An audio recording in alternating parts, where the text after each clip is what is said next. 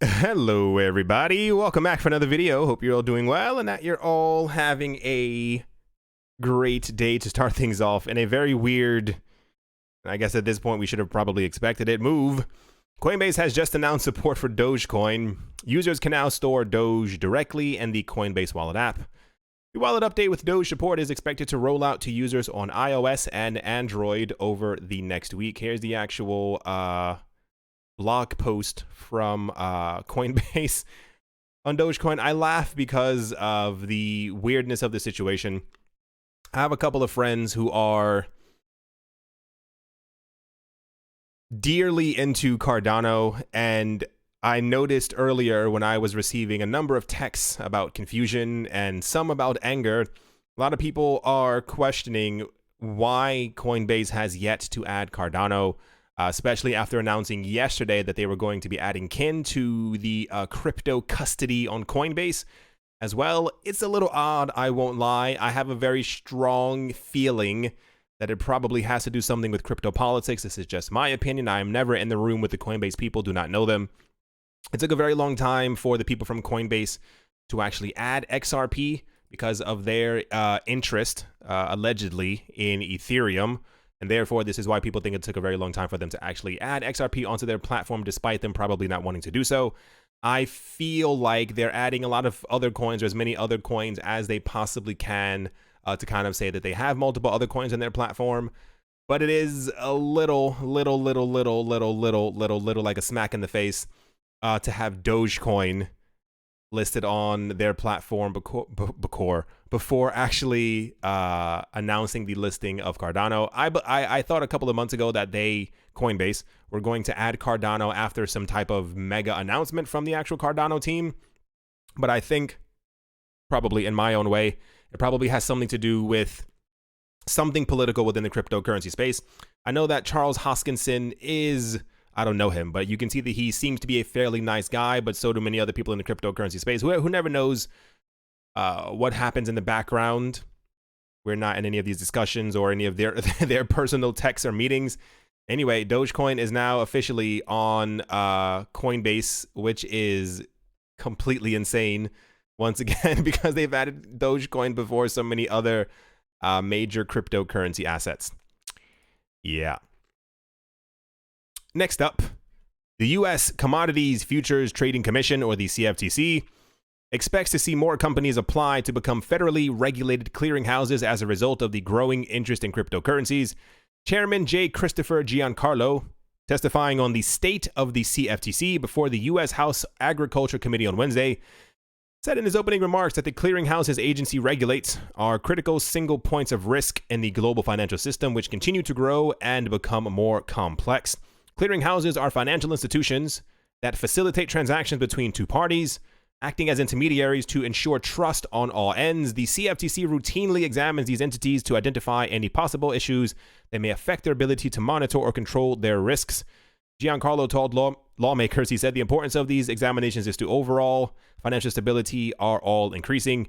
The agency regulates a number of registered clearinghouses within the U.S., as well as 6 located overseas, and has exempted 4 foreign clearinghouses.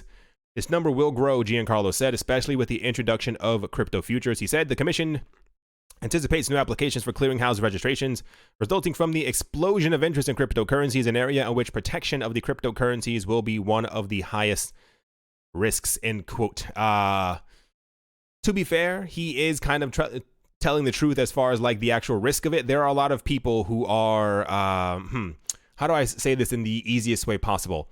Crypto has become the new gold mine, bank rush, let me take from what you have kind of situation, because a lot of people are realizing that cryptocurrencies are very valuable and are probably going to become even more valuable as we move further into the future. It's nice to hear the CFTC saying things like this. I know and I can feel their seething anger because they probably, and I know this is true, they probably had no intention of ever even having to go through this process, simply because I still firmly believe that the SEC and the CFTC did not think that cryptocurrencies would last this long.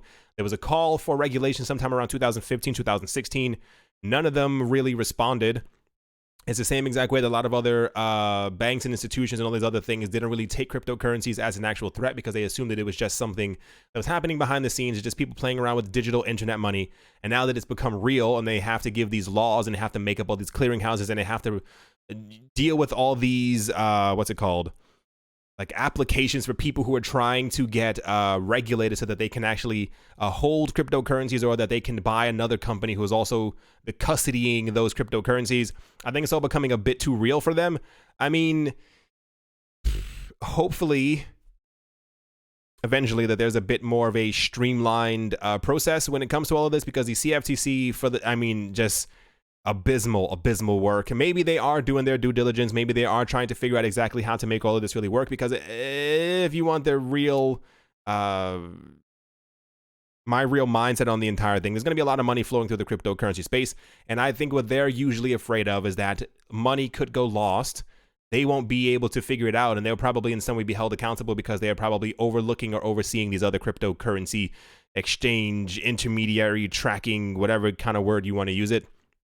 Anyway, nice to see that they understand or are at least realizing that cryptocurrencies are interesting and that people care about them. But I think it's going to take realistically like a very long time for them to really get it. And one of the things that doesn't really worry me at that point, what I think is going to be the most interesting is that we've seen in history that whenever laws are given, it's usually something horrible will happen. And then the law comes out for it around 3 or 4 years later. In the cryptocurrency space, because of how quickly things move, by the time that they end up properly making laws for things that are happening right now, we're going to be about 20 years ahead of them. And then they'll have to make laws for things that are happening 20 years down that line. And then kind of get what I'm saying. Anyway, let's move on. Here's a really good one. The USDT stablecoin is only about 74% backed by fiat equivalents as of the 30th of April. This was said by the General Counsel. Stuart Niven, who is General Counsel to both Tether and Bitfinex, the controversial companies at the heart of cover-up allegations by the New York Attorney General, wrote in an affidavit on Tuesday that the company holds about $2.1 billion in cash and short-term securities. Niven filed the affidavit to support an order to show cause to vacate or modify the NYAG's ex parte order filed this week, and to stay the order, which would compel Bitfinex and Tether to produce certain documents by the 3rd of May. Oh, that's tomorrow. Indeed. Under a sub-hearing labeled Tether holders are not at risk, Niven confirmed that USDT is no longer backed 100% by cash or liquid assets, saying, "As of the date of the 30th of April, I am signing this affidavit. Tether has cash and cash equivalent short-term securities on hand totaling $2.1 billion, representing approximately 74% of the current outstanding Tethers." According to Omni Explorer, a block explorer for Tether, there are approximately 2.8 billion Tethers issued as of press time. Here we go. For those who didn't get it, for those who have not gotten it, Tether is probably not real. The Tethers that have been printed out of thin air. We had a situation in 2017 and 2018 where multiple companies, I believe it was 3 in total, went to the Bitfinex office pool party. I don't know exactly where they were doing this. And they were like, hey, we need to audit you to see that all of the Tether that you are producing is real. Show us your cash equivalents for what you are holding. They said, okay, we'll definitely do that. And then they had a problem because the people from Bitfinex said, no, you can't go into our computers. What are you trying to do? So they had their own internal audit and they said, yep, everything is perfectly fine. Just about a month and a half ago, we had information from, I don't know who it was. I don't know if it was Bitfinex, Tether, Finex. I don't know who the person thing was. Somebody came forward and said that Tether was 100% backed. 100 by their not only their cash but also by assets that they were holding in banks and vaults, and therefore everything was fine, everything was okay. About a week and some change ago, the NYAG came forward and said that the people from Bitfinex and Tether had lost around $800 million in customer funds, and at that point the people from Tether said or rather, the NYAG continues saying, and that when they lost those 800 million, that the people from Bitfinex then printed 900 million Tether to kind of cover up their losses, and therefore once they had printed almost $1 billion out of thin air. The people from Bitfinex said, no, we didn't do that. That's how dare you say something like that? Part of the problem is, for those who are keeping track, this is now, it's about a good 2 years and 3 months. People have been coming forward over and over and over and over and over and over again, talking about how Tether is not real, something is wrong, something is amiss, something is not working out properly.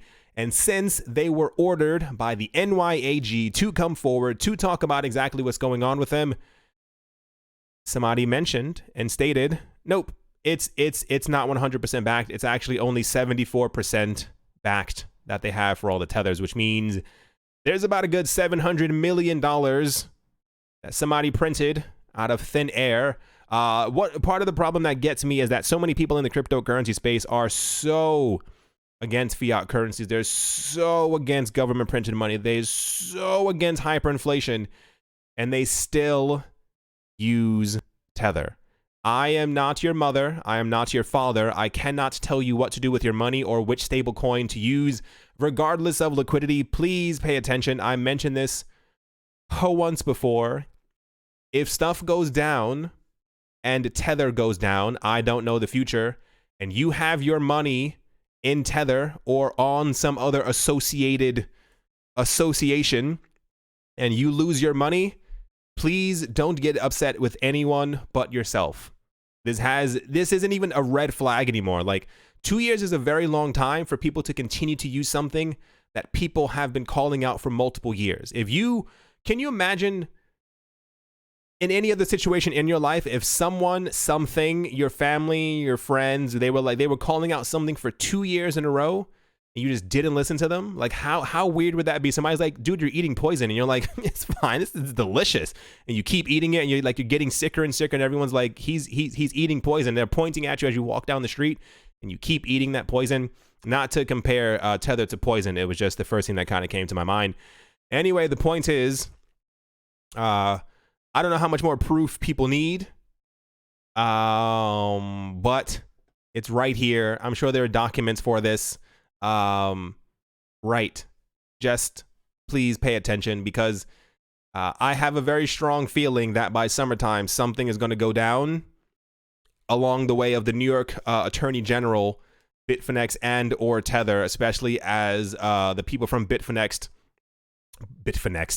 announced what did they I can't remember what they announced. They're trying to go public, or they're trying to do something, or I think they're trying to make another stable coin, or like a Bitfinex coin. It's kind of all over the place. Right. And the saddest part is that usually on certain days, Tether usually has a higher volume than Bitcoin. What a time to be alive. Just remember, for all of you who are here, little reminiscing. Remember BitConnect, and remember like days before how well it was doing, and everybody was losing their minds, how much money they were making. And then about a week and a half later, we had all those people sitting in their cars crying because they had all their money in BitConnect tokens. Let's move on. Next up, Ria Money Transfer, a subsidiary of the Euronet Worldwide and one of the largest money transfer businesses in the world, has joined RippleNet. Ria will leverage Xcurrent to connect and transact with Ripple's global blockchain payment network of 200 plus financial institutions. The enterprise software solution Xcurrent enables banks to instantly settle cross-border payments with low fees and end-to-end tracking. Ripple will also be able to leverage Ria's digital integrated payments cloud, a global fintech ecosystem that the company says allows its partners to disrupt the traditional payment space. Speaking at Euronet Worldwide Q1 2019 earnings call, Chief Executive Officer Michael Brown highlighted Ripple. Down here, without reading all through that, he pretty much says they're cool, they're awesome, they're amazing. 200 institutions, money fast, money cool, money's awesome. Yes, a lot of the companies who are joining Ripple and their company partnerships, whatever you kind of want to call it, are using Xcurrent.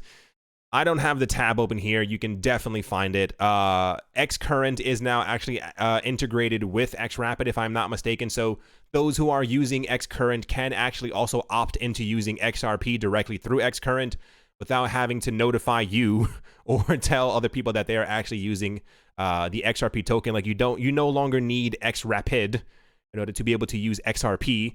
So I think a lot of the times when we get news that institutions are going to be integrated and are going to be using Xcurrent, a lot of them people are like, oh my gosh, you're not using XRP, and it's like we have a lot of news from the Ripple people as they're very transparent with exactly the XRP that they're selling is going. And just about every month, around 200-300 million XRP are being sold. They're being sold to someone's buying them up, and I would logically think that it's probably at least 10% of the 200 plus financial institutions who are partnering with them. To kind of finish things up, can't be surprised at this, the CEO of leading cryptocurrency exchange Binance, his name is Changpeng Zhao, just dropped a major hint on the potential launch of a new stablecoin. Changpeng Zhao told a user on Twitter who suggested the company launch its own fiat-backed stablecoin to be careful what you wish for. Here's the actual thing right here. Stablecoins are designed to reduce volatility in the crypto markets. While certain algorithmic stablecoins are backed by math and others are crypto collateralized, such as the DAI stablecoin, a growing class of stablecoins are pegged to fiat currencies. Cryptocurrency exchanges have started to develop their own fiat currencies. Coinbase, the largest crypto exchange in the US, launched the USD coin in collaboration with Circle in October 2018. It's pegged to the US dollar. Similarly, New York State's blah, blah, blah, Gemini dollar. I wouldn't be surprised at all. I would not. Binance is already doing extremely well with Binance Coin. It only seems logical that there's probably been a talk about this in some conference room. Someone brought it up. They're definitely probably working on the idea of a Binance stable coin. I have no idea what they would even call it. Binance stable Binance. Because I mean, if you're winning, why not win a bit more? Binance is doing extremely well. I don't assume that this will not happen. I think, I don't know. Let's say summertime. Summertime sounds like a good time. I'm kind of basing everything on summertime because it just sounds like a really good time. It'll be warm. People will be outside, and that's when all the really good news will start to flow forward. There we go. Yeah, I hope you all enjoyed. Hope you all are having a great day, a great morning, a great afternoon, a great evening, wherever you are, wherever you might be. Crypto is a very weird place. No matter what happens, every single day, there's always something new. Yeah, I mean, it's Dogecoin. Like, I really can't, like, the guy who created Dogecoin was even like, you can find this as well online. He was upset because people actually use Dogecoin because he thinks that Dogecoin should have no value because it's just like a fun token. It's gonna be a very weird day. Where's Doge? Let's find it. Let's find Dogecoin. When Dogecoin hits like a like a $50 billion market cap, mighty made Doge Cash. One day when Dogecoin has a $50 billion market cap, it's going to be one of the weirdest days in the cryptocurrency space. Imagine being able to make something that's a joke and then it still goes up in value, and now that's worth hundreds of millions of dollars. Anyway, thank you all once again for watching and listening. I do appreciate all of your support. As always, a humongous thank you to my Patreon supporters. They are Professor Wally from Gunbot University, SC Versely Fine Art, Brady Niels, L. Doug, Jared Schneider, Wise Night Owl, Shaolin Fried Rice, Gil Boa Snake, Crypto Joe, Gar Birchenoff, singer-songwriter Mike Savitz, Rai Rai, Yasha Harari, Amy Starsheen, Jeffrey Ramsey, Crypnotic, Crypto Artist Coldy 3D, Nicholas One Earth, One Piece, One Love, Setsuna, Nick Kanaya, Richie Rich III, RF Dusty, Cody, Vlad the Impaler, Paxis, Jeremy Fox, Jim Gardner, Minting Coins, Arthur Yaku, Nick Mangialavori, and Anthony Charles. Thank you an immense amount for all of your support. Hope you all have a fantastic day, and I will talk to you all soon. See you.